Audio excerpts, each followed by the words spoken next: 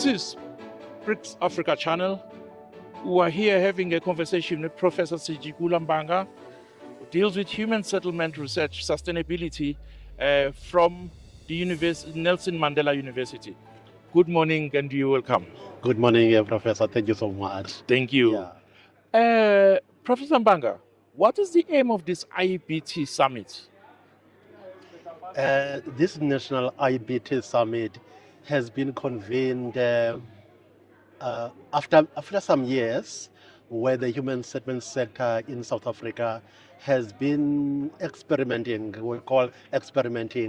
with the incorporation of innovative building technologies and systems in the delivery of housing, which traditionally has been delivered through the conventional building materials and systems, the normal brick and mortar. So over these years, the sector, and which is 9 provinces and municipalities, have been having some pilot projects when the issues of climate change came about and the issues of speed in the delivery, the bottlenecks in the conventional delivery methods were experienced, and there were promises in some system owners in those past decade that maybe exploring the use of IBTs, especially modular construction panels, off-site materials coming into the construction site, will speed up the delivery and therefore reduce the cost overruns due to the project delays. So this IBT Summit is centered on an interesting theme of mainstreaming, that is taking the IBTs from the pilot stage, which means the margin, to be the core business of to sit at the center of the housing delivery model of the sector. That is the intention.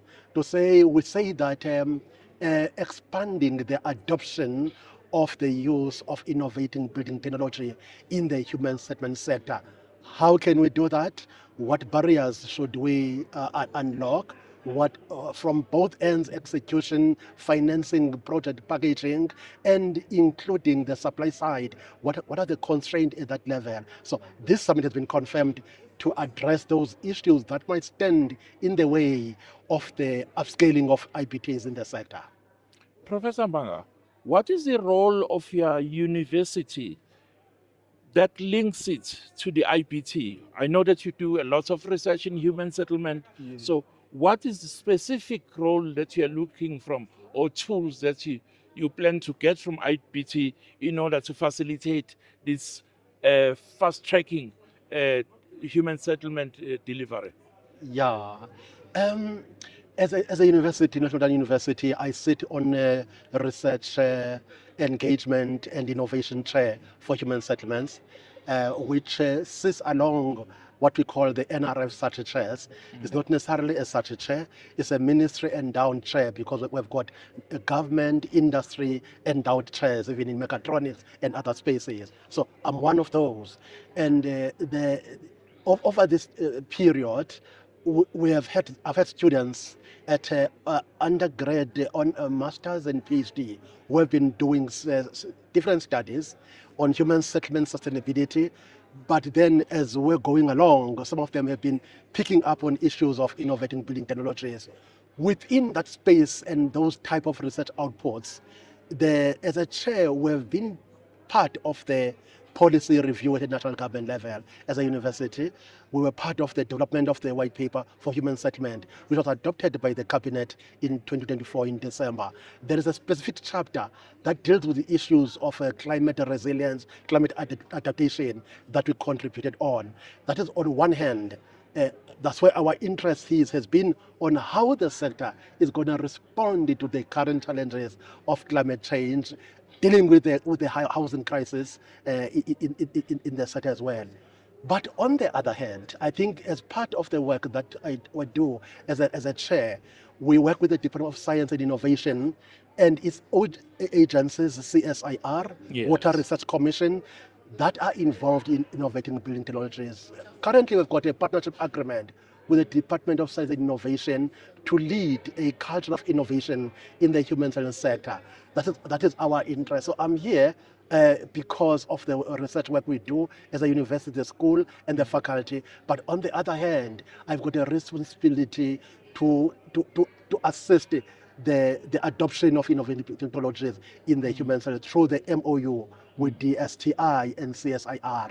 I'm part of the clusters that are leading. Basically, even there, it's about looking on what policy and regulatory amendments are required to unlock the uptake of IBTs in the sector. That's one area.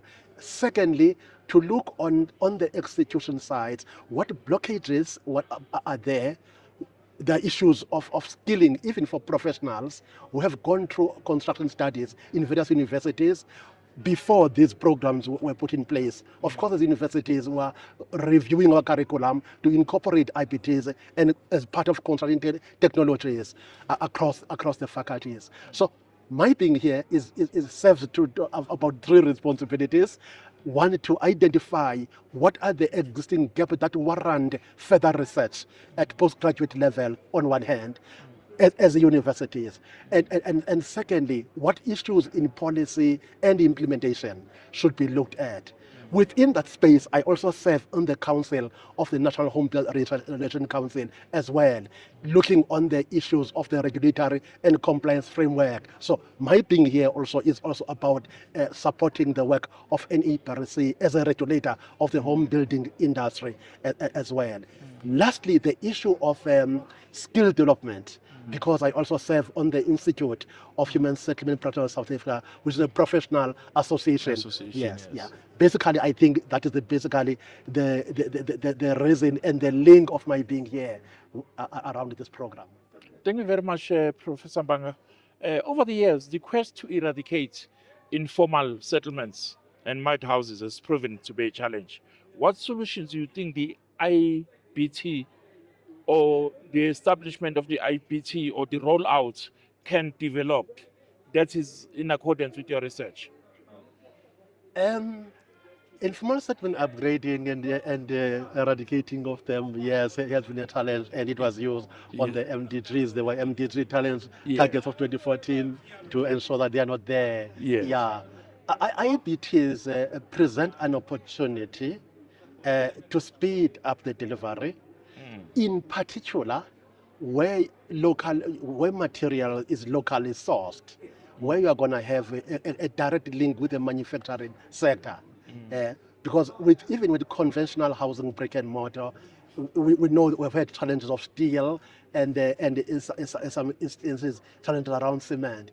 The potential of IBTs to speed up delivery on informal upgrading is there.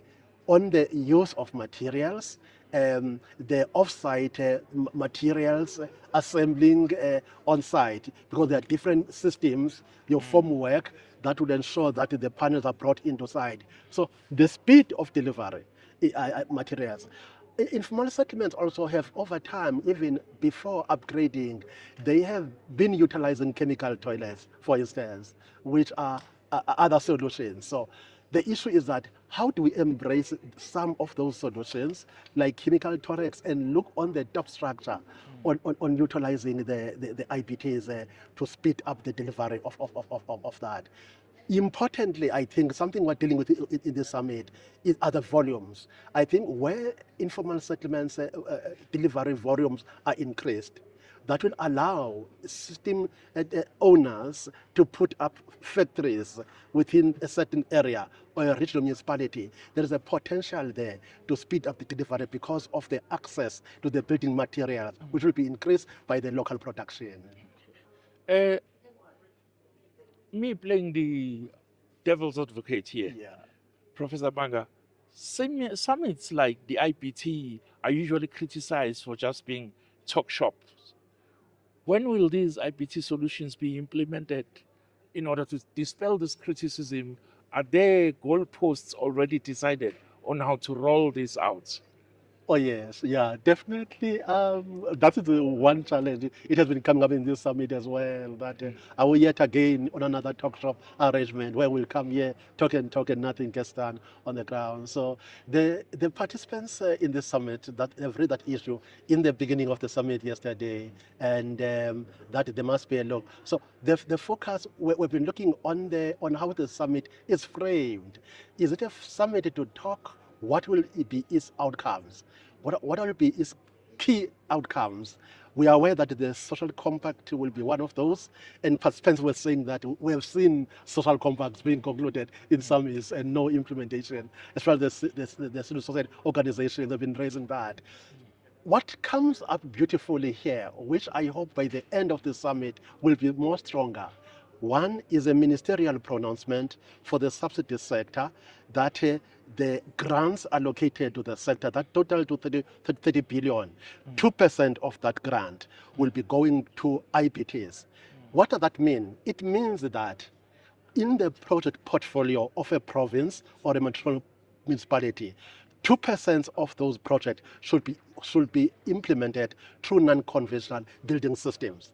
So that is in place. It has already been pronounced by the minister in the beginning of the conference, even in SAPC Morning Live at the start of the conference. That is important. Something we are raising towards the end of yesterday and early today is that a